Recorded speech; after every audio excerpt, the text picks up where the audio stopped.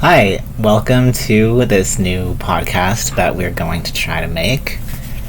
We want to talk about... Excuse me, Syra.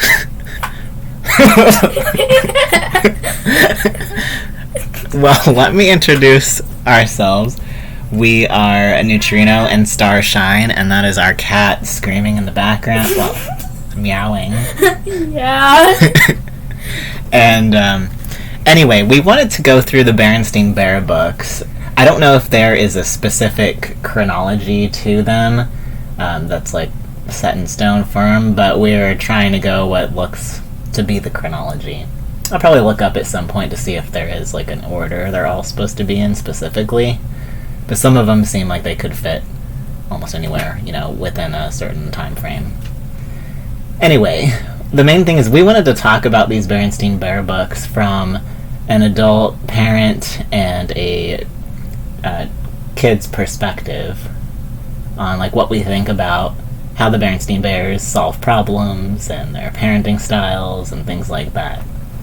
Anything you want to say, Starshine? I guess not right now. So, what looks to be first in the chronology is the Berenstain Bears Moving Day. So we're going to start with that one today. The Berenstain Bears Moving Day by Stan and Jan Berenstain. I often wonder what would happen if we were in the Berenstain universe instead of the Berenstain universe. Have you heard about that, Starshine? So, they shook their head. Basically, if you're not familiar... There's a cat on the desk now. Basically, if you're not familiar with that, the kind of different universes of Berenstain versus Berenstain... There's a cat purring into the microphone. Do you have anything to say, Syra?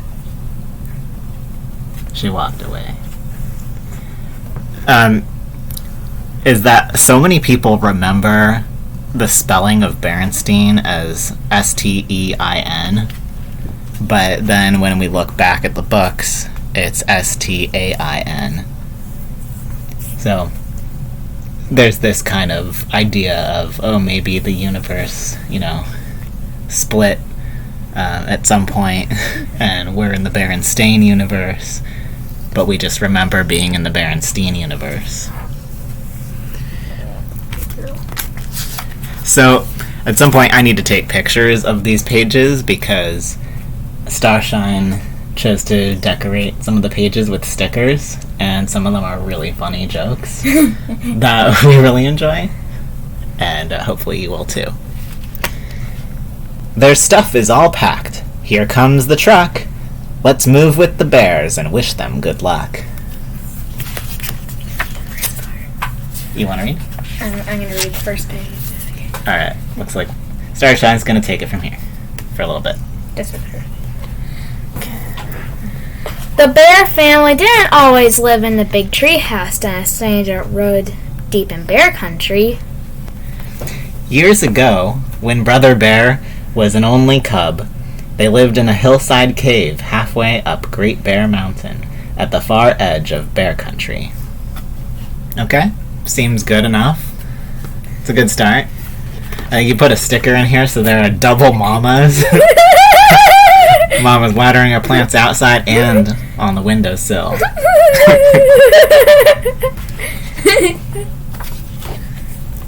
Are we switching back and forth? Is that the plan? Yeah. It was a comfortable cave, cool in summer and cozy in winter. And while it wasn't perfect, it tended to be dark and it dripped and trickled a bit. But it was home, and the Bear family was quite happy there. Okay, good. They're happy. We're starting off good here.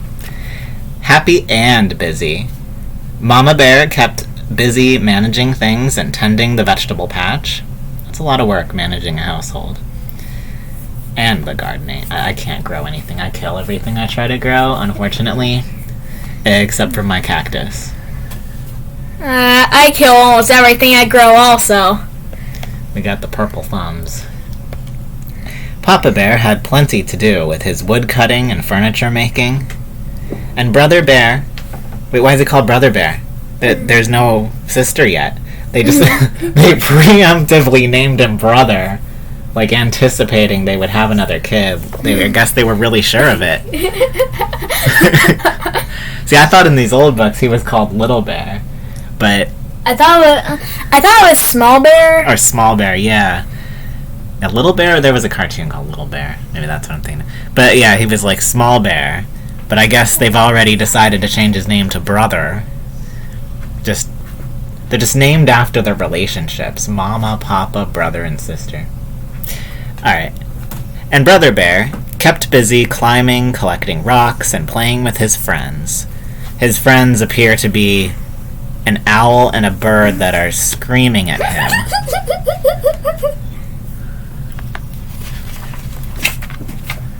The cat has taken your seat. I know. But living on the mountainside wasn't perfect. It wasn't easy growing vegetables in the thin, rocky soil. And the trees Papa needed were getting fewer and farther between. Probably because he didn't plant any saplings. Yeah, he's just deforesting the whole place. But the sun was bright, the air was clear and sparkling, and the view was magnificent! Oh, it's a pretty good view. Maybe Papa should stop deforesting. Yeah. Yep. Mm-hmm. I think he doesn't stop that until the, don't pollute anymore book. He finally learns to plant new trees. Yes, the bear family was happy and content, living in their hillside cave, halfway up Great Bear Mountain, at the far edge of Bear Country. Until one day, Papa Bear said, "My dears, the time has come to move." He's just unilaterally made this decision for the family. There's no discussion, just, it's time to move. Alright guys, pack it up. It was just so sudden.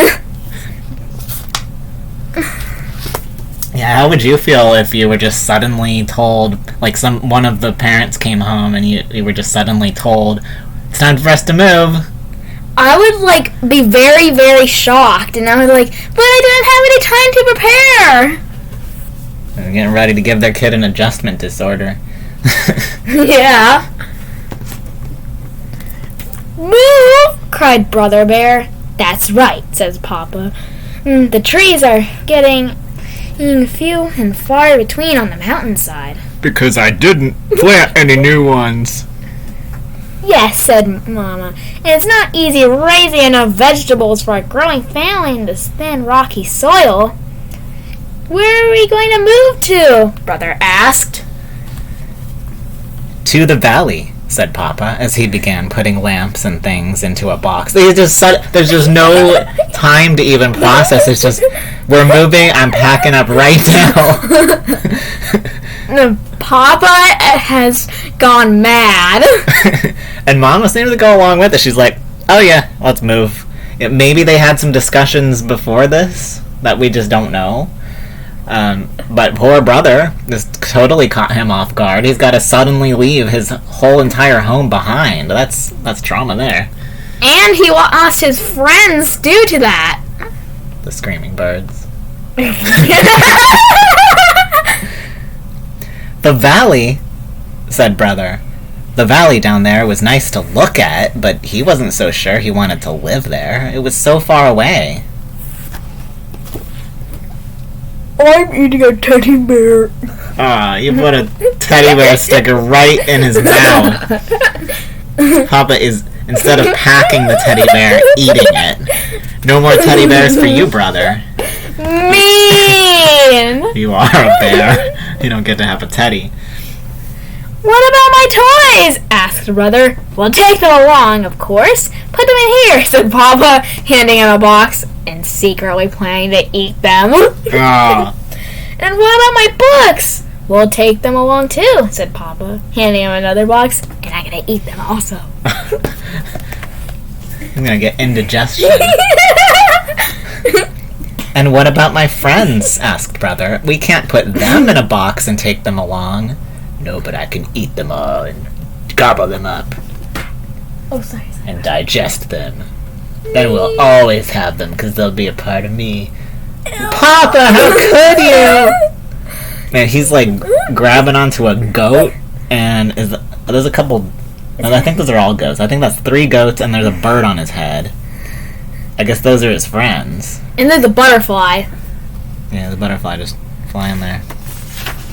And you put like a little tricycle outside the door to trip over as he's carrying the goats. To stop them from moving. That's true, said Mama, lifting Brother onto her lap. You'll be leaving your friends behind, and we'll leave them to die. It does not say that. I know. It does say you'll be leaving your friends behind, though. Yeah. Papa and I will, too. That's what happens when you move. But you can keep in touch with them. You can write, even visit, perhaps. And besides, you can make lots of new friends. Question, though. How does he write to them? How do they write back with their hooves? And how do you address it if they just live in the wilderness? You just send it to the goat in the wild, to the goat in the forest. When are we going to move? Brother wanted to know. Tomorrow, bright and early, Mama told him.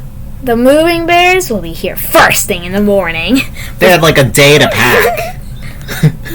A day to process. Oh my gosh, I am suddenly moving from the only home I've ever known, and I'm packing it all up and saying goodbye to my friends.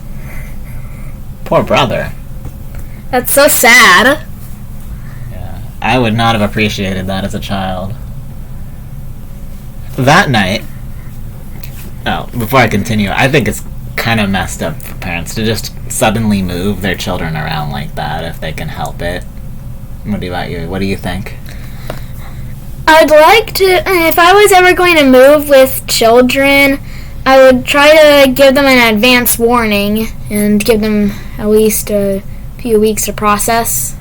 Yeah, I think that's really important to give that time to process. Because sometimes you can't help it. You need to move. Or maybe you just really, really, really want to.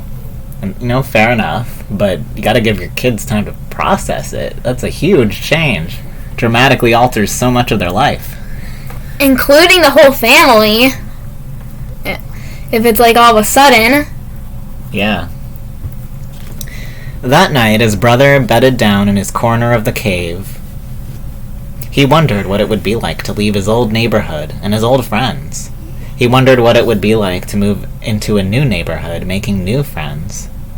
And then he began to wonder if he would ever fall asleep. And just when it began to seem that he never would, he did. The next morning, the moving bears came with their big truck and began moving the bear family's things out of the cave. Everything goes, says Papa. Everything? Even the house? And everything did. The moving bears were very fast, but very careful. Before long, the cave was empty. They even decided to take, the bugs, maybe?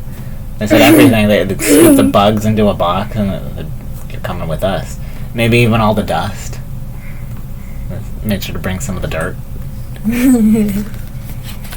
What? I think I just put a sticker in the book and it shows sister. Did she travel back in time? Time-traveling sister. Here with her toys. She says, I'm coming too, even though I'm not born yet.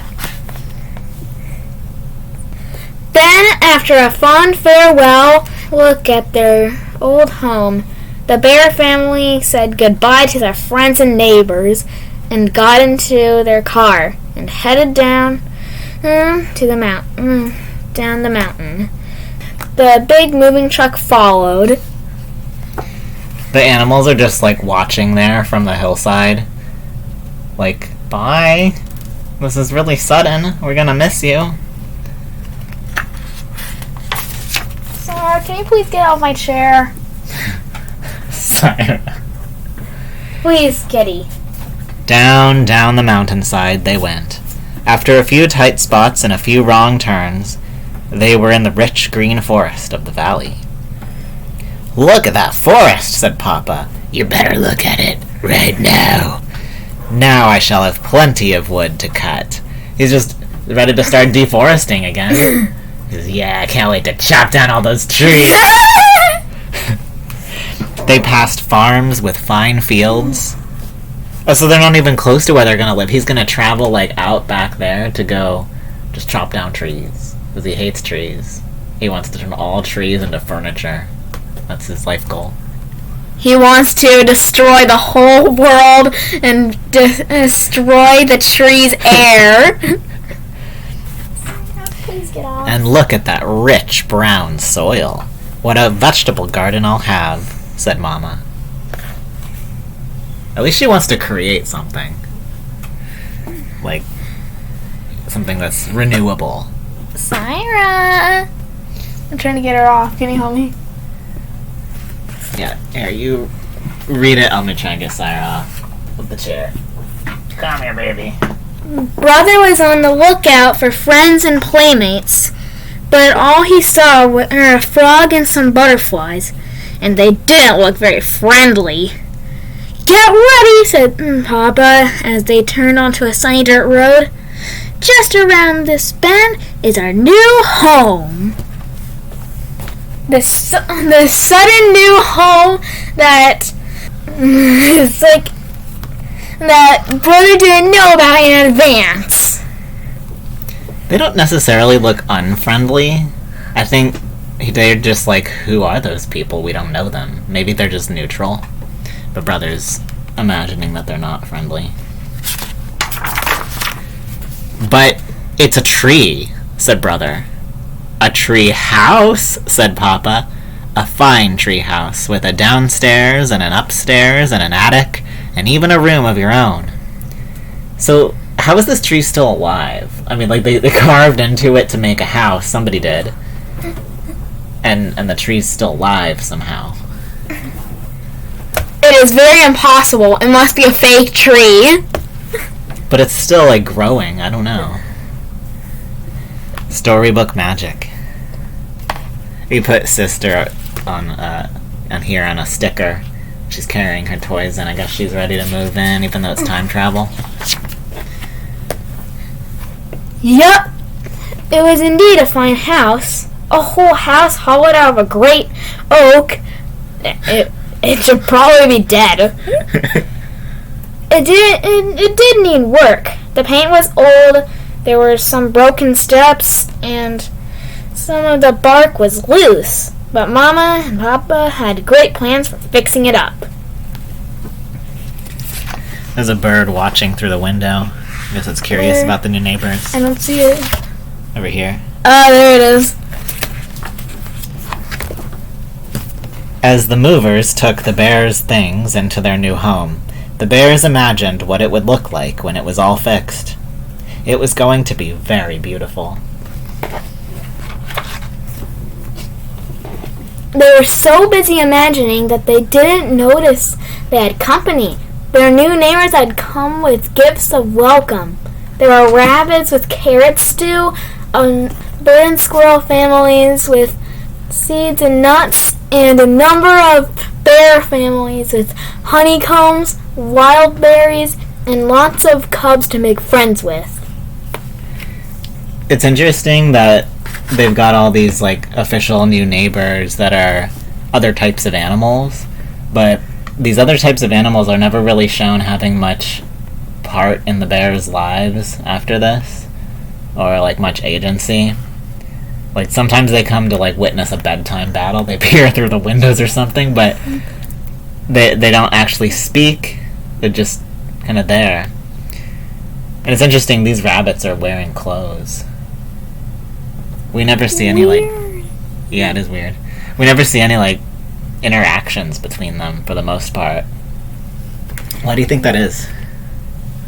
I don't know. I just was thinking about the forest. Is there humans out in the forest? The dangerous ones instead of the bears?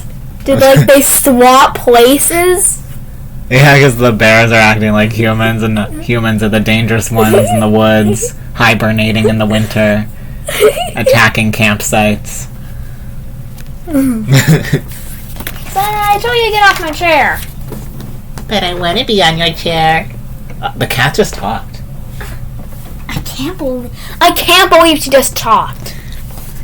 The bear family felt very welcome in their new neighborhood. That night, they went to bed very tired, but very happy. And when they got their treehouse all fixed up, it was just about perfect. It does look very nice. I'll give them that. Well, this concludes book 1. I think we're gonna go right into recording the next book. I'm not sure if we'll do 1 book per video or 2 books per video. I'll have to see how that shakes out. But that was a lot of fun. Alright, on to the next.